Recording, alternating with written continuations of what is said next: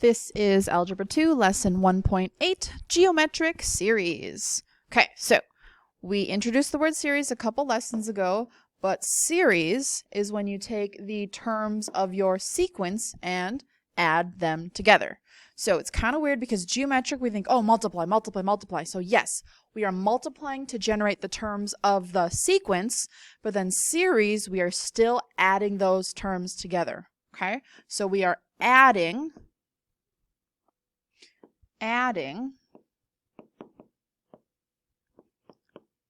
the terms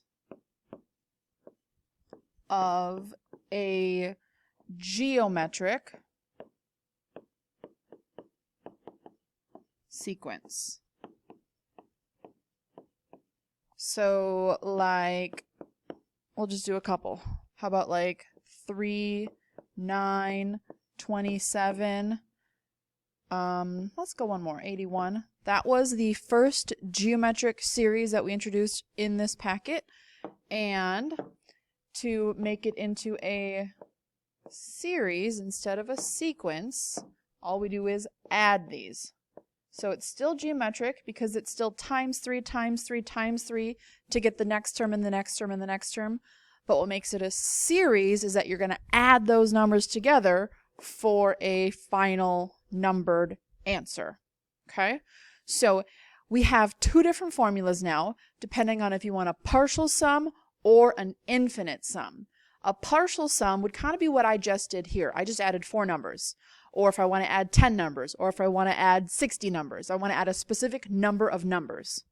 An infinite sum only works with decreasing sequences, and in those cases, it's going to have a finite sum. It's going to stop eventually because if the numbers get smaller and smaller and smaller and smaller, they reach 0, and then the sum stops increasing. But I'm getting ahead of myself. Let's do the formulas. So the partial sum formula for geometric series is kind of intense.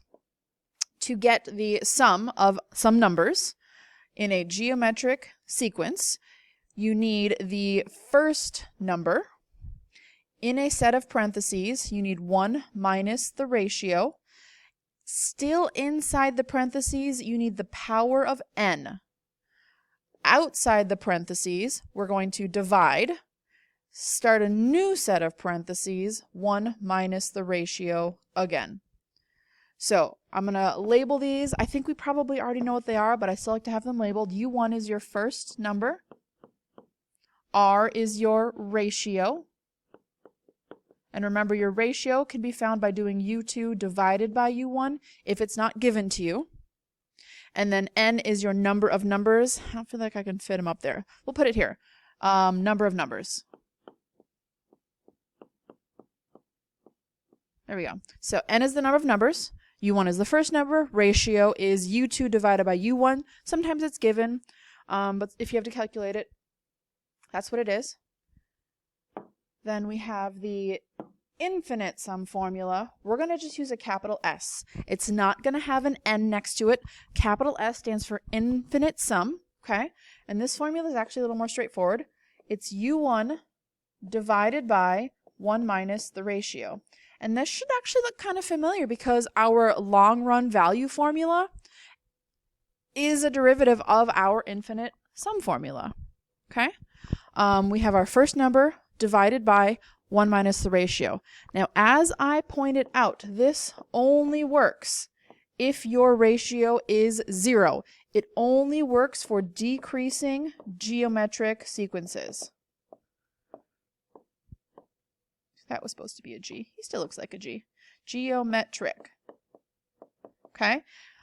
If your numbers are getting bigger and bigger and bigger like this one, it's never going to stop. They're going to continue to grow and grow and grow and grow. So if your ratio is bigger than 0, I'm not doing well right now.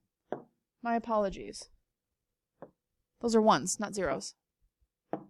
If your ratio is greater than 0, greater than 1, you're going to have an increasing sequence, or if you are arithmetic, again, you will not have, those are no solutions. Okay? Your numbers are going to keep getting bigger and bigger and bigger, or in the case of a decreasing arithmetic, smaller and smaller and smaller and smaller. They do not converge. They do not stop. They are no solution. So the formula is only for numbers for ratios smaller than 1. If your ratio is greater than 1 or you have an arithmetic series, the answer for an infinite sum is no solution. Okay, let's try a couple. We have the sequence 100, 80, 64, 51.2, and so on.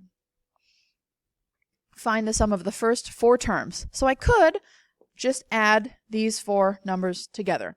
That's all that it is asking us to do. Okay? That's not too hard.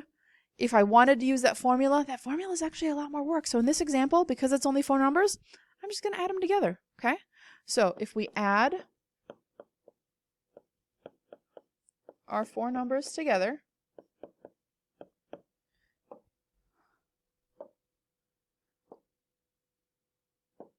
I'm going to just go 180 because I know 100 plus 80 plus 64 plus 51.2, 295.2. You could definitely use this formula if you wanted to, but I think 4 numbers by hand, not too bad. We'll get an instance of using the formula down here because I'm not adding 15 numbers that I don't even know by hand. Find the infinite sum. Okay, so now this is the little simpler formula. We only need 2 things. We need the first number and we need the ratio. So my first number obviously is 100. To get my ratio, I take my second number and I divide by my first number. I know 80 divided by 100 is 0.8. So we're going to go 100 divided by 1 minus 0.8. You can use your calculator for this if you need to. I know 1 minus 0.8 is 0.2, which is 1/5, and then 1/5 over that is 500. But, you know, either way.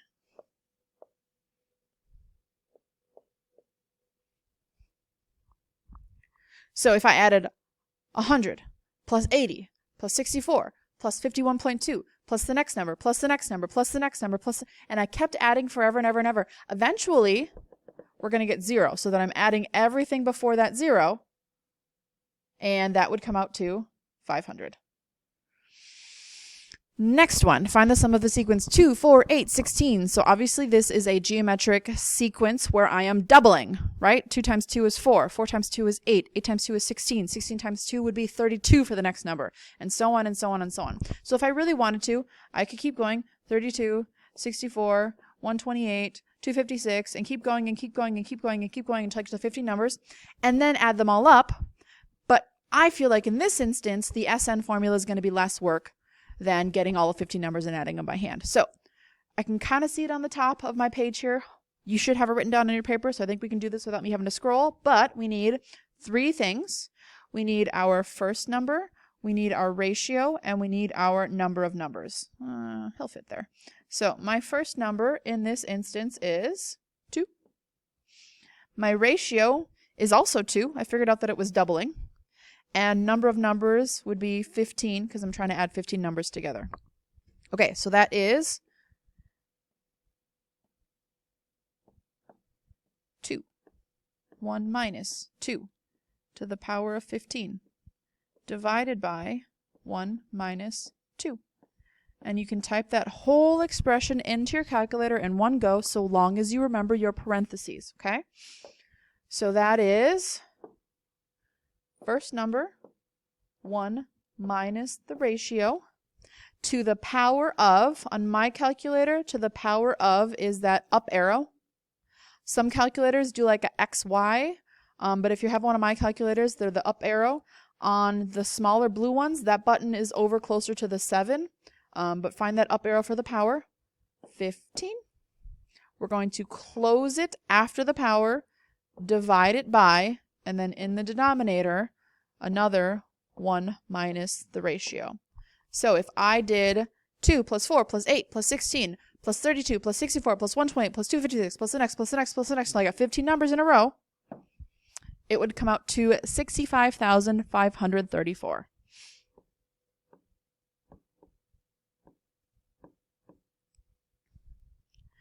Find the infinite sum. So this is where real life and in person I might pause, see if anybody says anything, because spoiler alert, let's do it anyway. So The ratio we already figured out was 2. The first number we already figured out was 2. So I'm going to go to my infinite sum formula. 2 divided by 1 minus 2. Okay? You can use a calculator if you need to. 2 divided by 1 minus 2. I know 1 minus 2 is negative 1. 2 divided by negative 1 is negative 2. Okay?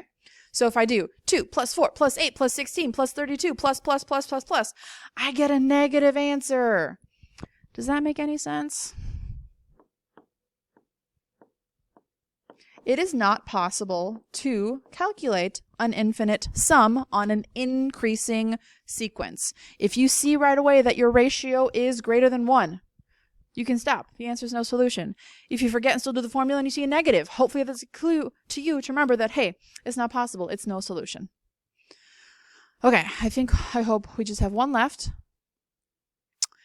Example C, Jack baked a pie and promptly ate 1/2 of it. Determined to make the pie last, he then decided to eat only 1/2 of the pie that remained each day.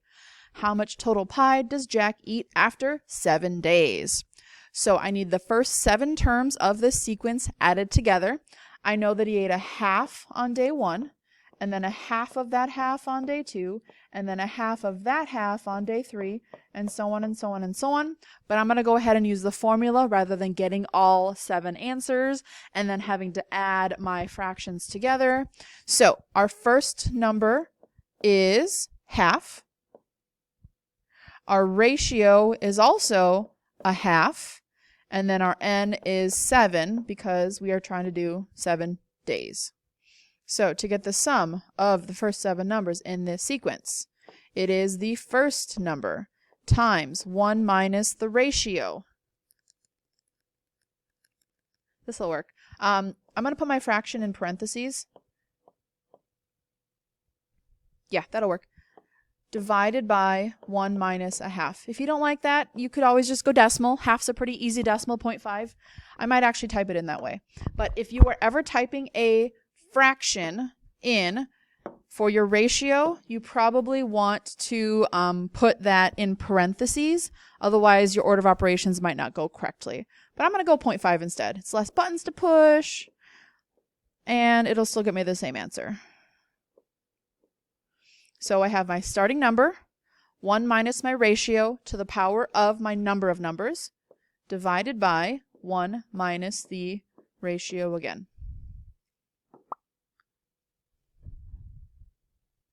That's not right. Oh, that's right. That's right. My bad. 0.99.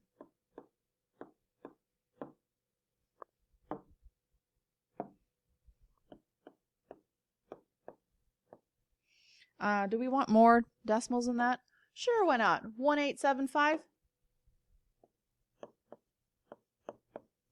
So, because my calculator is giving me a decimal answer, it doesn't tell me too much. But as a fraction, it's 127th of 128. So like if you cut that pie into 128 pieces, you ate 127 out of 128 pieces of that pie. Woo! If Jack lives forever, how much of the pie will he eat? That's our infinite sum. We need our first number divided by 1 minus the ratio.